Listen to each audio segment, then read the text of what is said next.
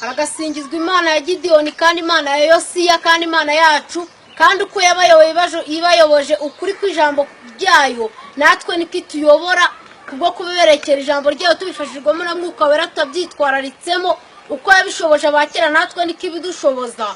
Reka twumve ukuntu Gideyoni yatoranijwe.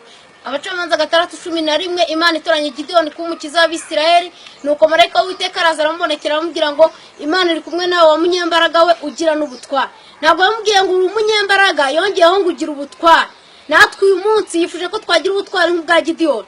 Gideyoni asubiza ati Uwiteka yaradukuye muri Egiputa ariko none we yaradutaye tugoje Mediyani. Imana yitegereza Gideyoni iramubwira iti genda uko imbaraga zawe zingana ukiza Abisirayeli amaboko ya Mediyani ninjye ugutumye. Gideyoni asubiza ati Uwiteka Abisirayeli nabakirisha iki wacu ko turaboroje mu muryango wa Manasi nkabandi n'umuhererezi mu nzu ya data yose. Uwiteka arambwira ati nukuri nzabana nawe uzanesha Mediyani nkunesha umuntu umwe. Gideyoni ahinda umushyitsi amenye ko ari marayika w'Uwiteka bavuganaga.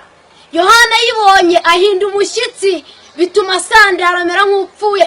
Gideyoni nawe yongeye kwitwa n'ubwiza bwayo riramuzonga rituma atera intambwe mu by'umwuka. Natwe Imana ya Gideyoni ikomeje kudukoresha. Gideyoni anesha ingabo za Mediyani. Uwiteka arambwira ati genda usandaze igicaniro cya Bali utema Asheri hafi yayo. Nuko Gideyoni agenda ashyira mu bikorwa. Imana nibivuze nta gutera imigeri ahubwo tugomba guhita dushyira mu bikorwa. Gideyoni agenda asandaza igicaniro cya Bali atema Asheri. Nuko bukeye mu gitondo bo muri uwo mudugudu basanga igicaniro cya Bali gisandaye na Asheri ari hafi yacyo itemwe. Bakuranye tubamenya ko ari Gideyoni wabikoze bajya ba Gideyoni kwa Yowasi bati umuhungu wawe ari yamusora yicwe ko yasandaje igicaniro cya Bali agatema Asheri. Yowasi arabasubiza ati murashaka kuburanira Bali uyiburanira wese yicwe niba ari Imana niyiburanire kuko dusenga ivuga iratuburanira ariko iyo yari ikigirwamana ntiyabashaga kubaburanira. Yowasi arakibatsindisha baraseba Satani agenda asebye nikaruhira busa azahora aruhira ubusa. Nuko Uwiteka abwira Gideyoni ati abantu muri kumwe bakabije kuba benshi nicyo gituma nabagabiza Abamediyani maboko yanyu kugira ngo Abisirayeli batazinyiraraho ngo bikirishije amaboko yabo. Zamuka ujye ku musozi. Aburahamu niwe yatambiye igitambo kiremewe.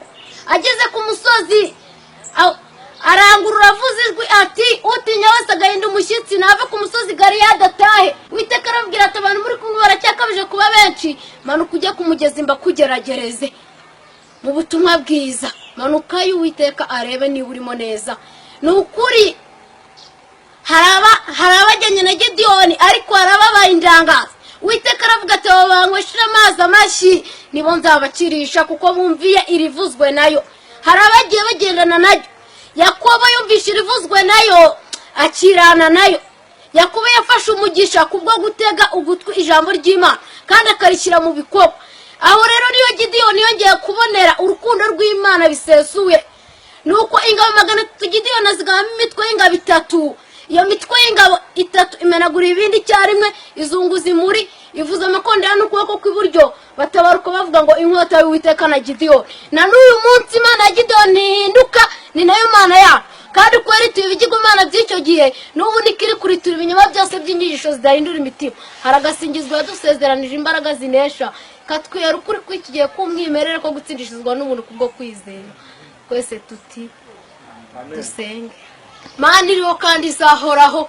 Mana y'akana gato waragakoresheje natwe muri iyi minsi aka kanya isaha tuberekeye imbaraga za Mwuka Wera kugira ngo dukoreshe nka Gideyoni. Twiyemeje kuba ibikoresho byawe. Yobora imitima yacu tuzirikira ku ntebe y'ubuntu. Ongera kutuboha nka Isaka kugira ngo tutakugwanya. Twongeye kukuberekera tugwaye imitima yacu kugira ngo uyituremo bitari iby'amagambo ahubwo Mwuka Wera byumvikanisha muri twe. Urakoze kumvisha gutaka kwacu. Turakwinginze kugira ngo utuyobone zira gukiranuka kwawe utwambire gukiranirwa kwawe. Ubushitani muri twe ongera guheha.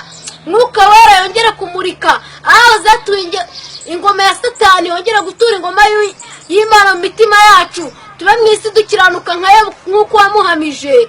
Tubisabye twizeye mu izina rya Yesu.